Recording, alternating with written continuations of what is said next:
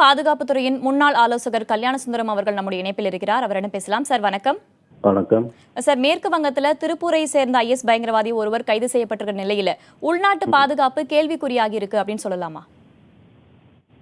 இது இன்க்ரீசிங்கா ரொம்ப ரொம்ப பயப்படுற அளவுக்கு ஒன்றும் இல்லை. ஒரு த்ரெட் இருக்க தான் செய்யுது.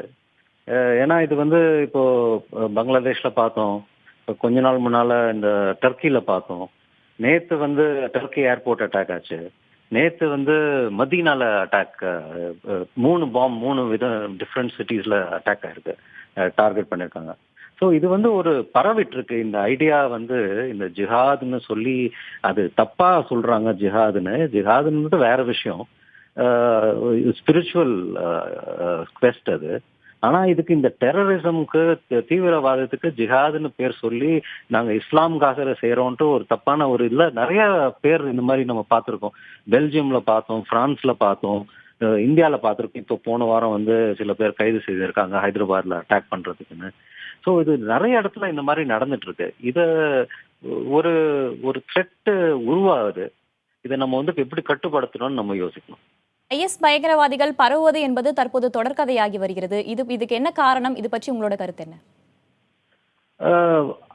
ஐஎஸ்ன்றது ஒரு சிம்பிள் தான்.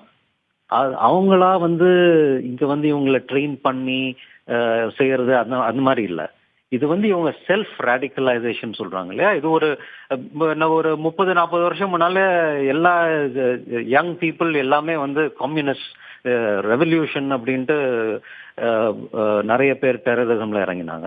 இப்போ இந்த காலத்துல இந்த லாஸ்ட் ஒரு 10-15-20 வருஷமா இது ஜிஹாத்னு சொல்லி இது ஒரு ரேடிக்கலைசேஷன். இந்த யங் பீப்புளோட அவங்களோட emotional response for various reasons அவங்க இதுல ஒரு ரொமான்டிக் ஐடியாவோட என்டர் ஆறாங்க இந்த டெரரிசம்ல.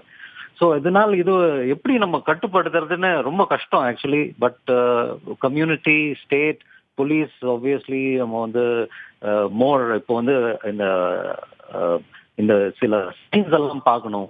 எப்படி families, communities, they have to work together.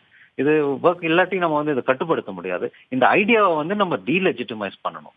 அதாவது இது ஒரு நல்ல லெஜிட்டிமேட் காஸ்ன்றதை நம்ம டீலெஜிட்டிமைஸ் பண்ணணும். அதுதான் மோஸ்ட் முக்கியம்.